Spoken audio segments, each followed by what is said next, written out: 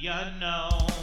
I won't accept it, what the skeptics even have to say. The disconnected, made a record and it's so cliche.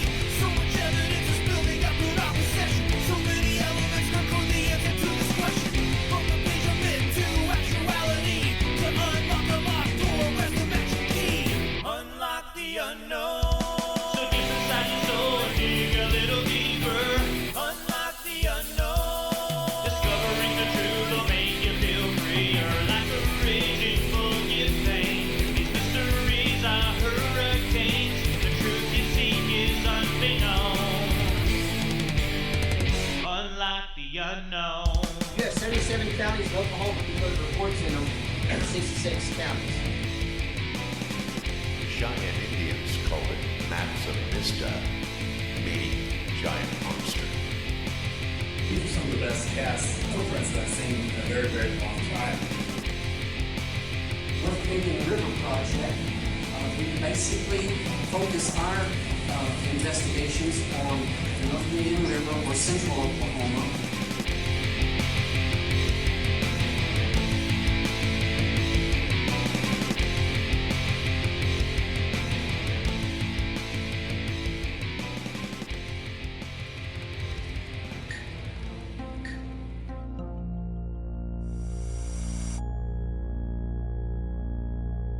And welcome back to Squatch Ranger Files, episode 48.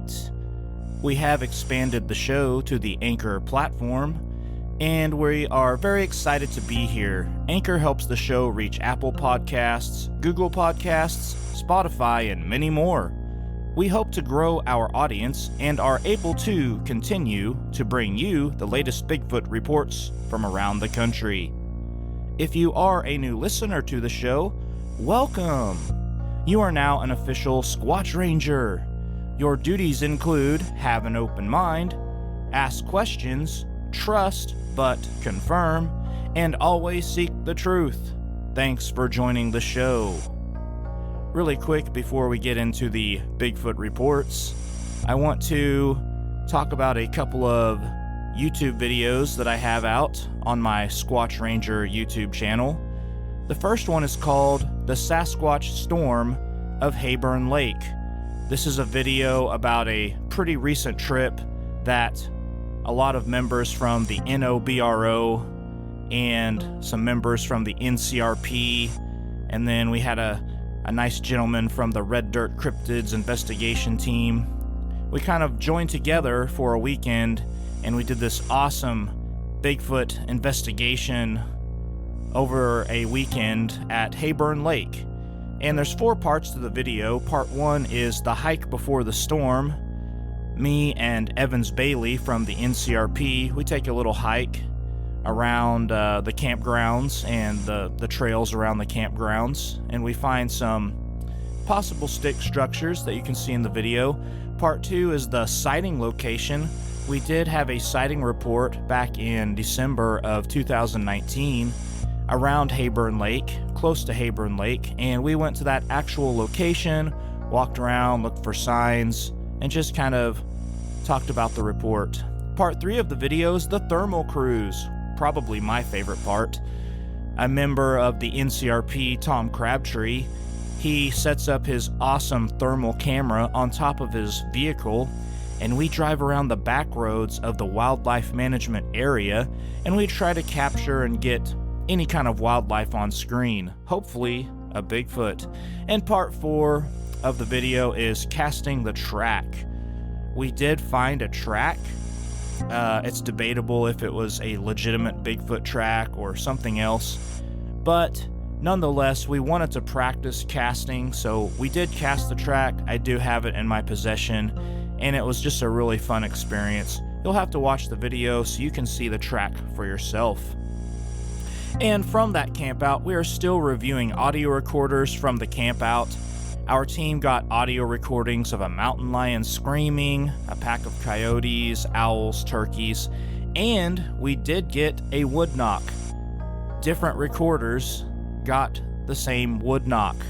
So it was a great campout, a great weekend. Our team is definitely going to return to Hayburn Lake. One more video I'd like you to check out on my YouTube channel It's called How Fast Can a Sasquatch Run?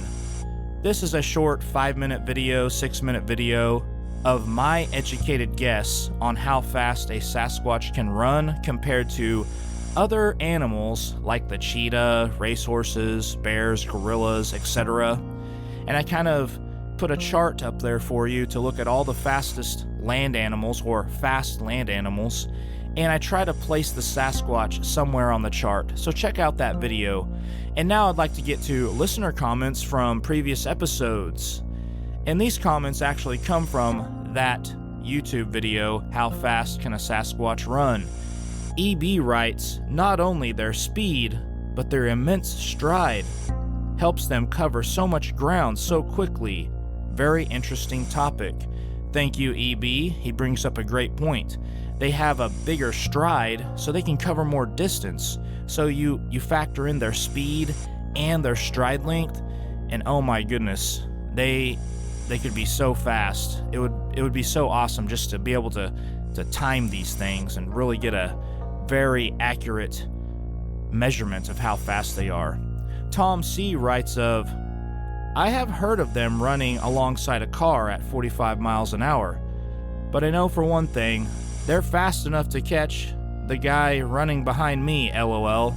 So Tom's making a joke there. Yeah, I've heard this story before, this joke before, if you're ever out camping and, a bear comes up on your group, you just don't want to be the slowest guy in the group. If you can just be the second slowest guy in the group, you got it made. Okay, Livewire writes in first. Faster than a boy like me, I have a game cam video of one going from all fours to bipedal. So Livewire, if you have this video, I am so interested to see it. I'm not sure if you're willing to share it or email it to me. I know a lot of Bigfoot researchers like to keep their videos that they have under wraps and kind of to themselves, and they don't really like to always share it with people, but I am interested in that video. This also brings up an idea for a future video of mine, Bigfoot etiquette, Bigfoot researchers etiquette. What is polite? What's the polite way to do things with researchers and how to share videos and that kind of thing and request things. So that's kind of a cool idea. Red Dirt Cryptids writes in, over the years, I have heard lots of stories about Sasquatch chasing people down hiking trails and down the road when the humans are in vehicles. I cannot remember specific stories, but over the years, I've heard a bunch of them. It seems like, to me, that 35 miles per hour is not tough for them at all. And that's in the trees alongside the road. It seems like they can run faster on all fours. In the open, I bet they can run faster than 45 miles per hour. But this is speculation. Yes, it's all speculation. The video that I made is speculation. It's just an educated guess, so before you guys just come at me and say that I wrote it in stone, we're just having fun here, talking and having a dialogue, creating a dialogue to, I'd like to hear what you guys think and what you've heard and stories you've heard. So, yeah, it's all a speculation, but it's fun. This is a lot of fun for me, and I hope you listeners are enjoying the topic as well. Sounds like you are. Okay, and then we got one more from Ron B. Dear Squatch Ranger, good afternoon from Bethany, Oklahoma, West Oklahoma City. Your friend Livewire recommended that his followers watch your channel, so here I am. I rather enjoyed your discussion on how fast Bigfoot can run. One thing is for sure, they can run faster than me. I'll check out your previous posts. I subscribe to your channel. Thank you, Ron, for subscribing. Thank you, Livewire, for spreading the love. Livewire has a YouTube channel, so I want to give that back. If you are a YouTuber and you like to watch YouTube videos about Bigfoot, Livewire also has a channel as well. Please go check it out. All right, guys, let's get into the Bigfoot reports. Right before we do that, I would like to just plug this in. If you would like to share your encounter story with us, please email squatchranger@gmail.com. I would love to feature your Bigfoot encounter or a story that you've gotten from someone else on this program. We will keep you confidential, or anonymous. We'll keep it confidential. We don't have to say your name. You just have to request that to us, and we will respect your wishes. All right, guys, that's it for me. Let's read the Bigfoot reports. Here they come. Number 1. 3 witnesses see Bigfoot creature on tribal land near Lawton. 2006. Southwest District, Comanche County, Oklahoma. NOBRO investigator Mike Parton. Class A daytime sighting. The following is the event exactly word for word the way the witness wrote it last night. This took place near the old Fort Sill Indian School on Cache Creek, Comanche County, Oklahoma, on the Kiowa, Comanche, Apache, Fort Sill Apache Reservation lands. Here is her story. Hello. Didn't want to post my story, but would like to tell you. I don't mind if you post as anonymous. I live close to Lawton. My husband worked in Lawton and was working nights at a local casino. It had snowed pretty good the night before. It was January of 2006 or 2007. We had a van at the time. My husband had left work at 7 a.m. and had got into the highway to go north out of Lawton. By the water park on the highway, the tire had a lot of snow and ice and locked up. He pulled off the highway right in front of the water park area. The highway is a bit higher than the road that runs right in front of it. Myself and my sister got the call. He was stranded and had called for a tow truck and was waiting. We decided to make the drive into town to wait with him as it was cold. I didn't know at the time he could let the van run with heat on. We got there around 7:50 a.m., pulled in front of him, and we both got out of her car and into the van with him. She was in the passenger, and I got into the driver's seat. My husband got into the back because he was smoking a cigarette and had the sliding door open for the smoke to go out. My sister looked out into the field on the north side of the water park.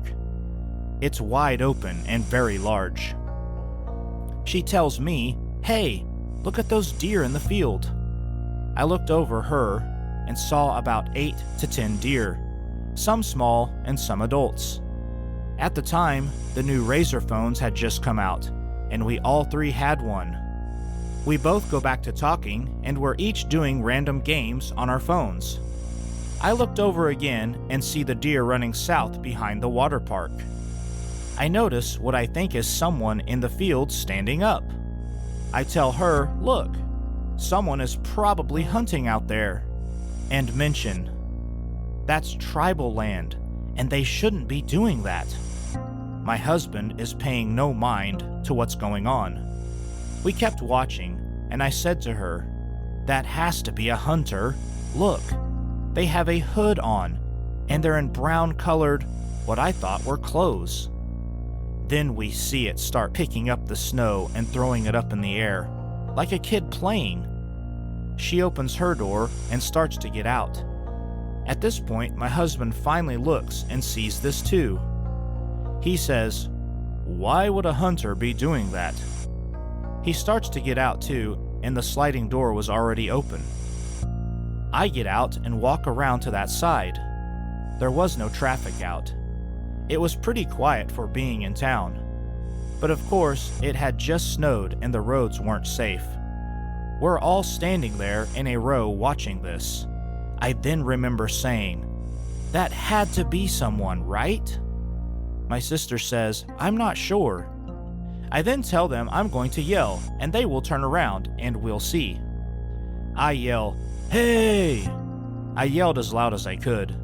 Then it raises one leg and steps to push itself up, then the other leg and stands up, still facing away from us. That's when we realized it was way bigger than a man. It turned the top half of its body around toward us. We saw this thing standing looking at us. I started hitting my husband's arm saying, "Are you seeing this? Are you seeing what I'm seeing? Please tell me I'm not just seeing this." He tells me yes.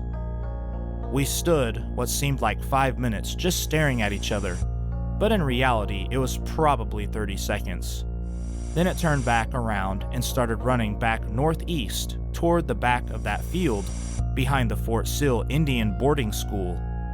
About midway, it dropped to all fours, feet first, and then hands in a side-to-side motion, like zigzagging, is the only way I can think to say how it looked. It jumped that fence like nothing and was gone. The head was cone-shaped, which was why we thought it was a hunter with a hood on. Different shades of brown, dark colors of brown. I would guess 8 to 9 feet.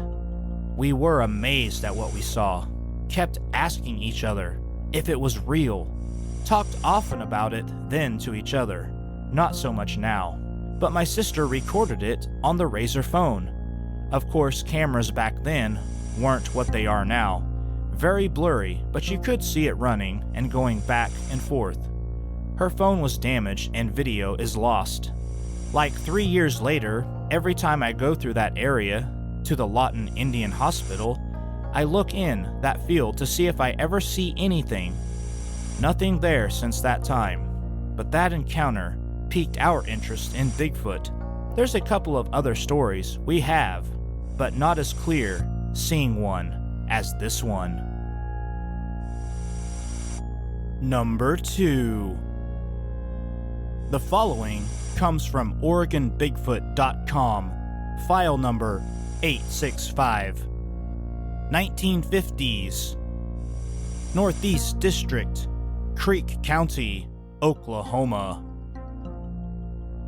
Nearest town, Kellyville. Nearest road, Hayburn Lake.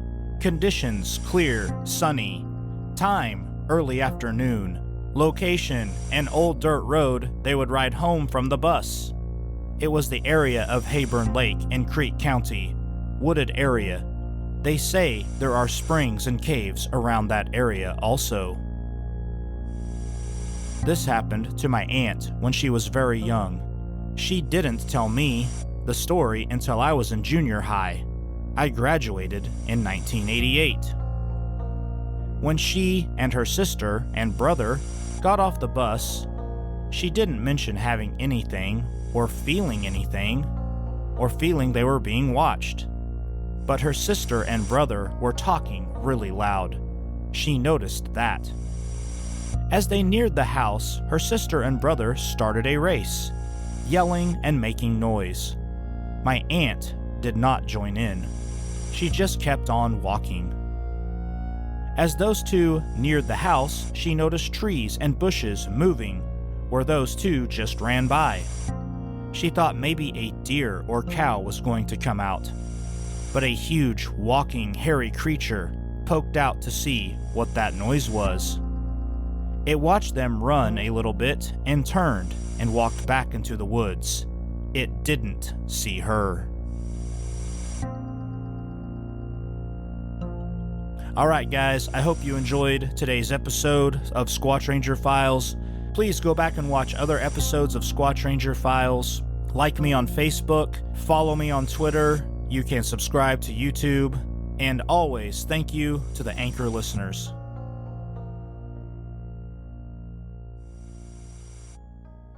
The Native Oklahoma Bigfoot Research Organization, or NOBRO, was founded by a group of Native Oklahoma residents that have been involved in Sasquatch research and investigations for the past 15 years. These investigators and researchers come from all walks of life. They represent tribal affiliations from the Choctaw, Creek, and Cherokee nations. The NOBRO receives and responds to reports from all over the state of Oklahoma. They have conducted investigations that involve tribal, public, and private land.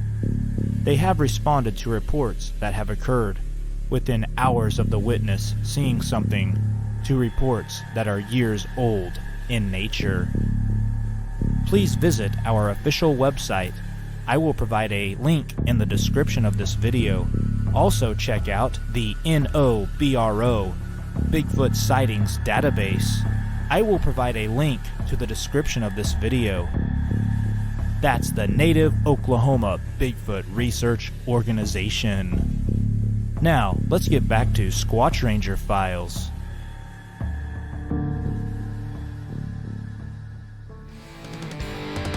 Unlock the unknown. I won't accept it what the skeptics even have to say. They disconnected, made a record, and it's so cliche. So much evidence is building up in opposition. So many elements control the answer to this question. From the page of myth to actuality, to unlock the locked door, where's the magic key? Unlock the unknown.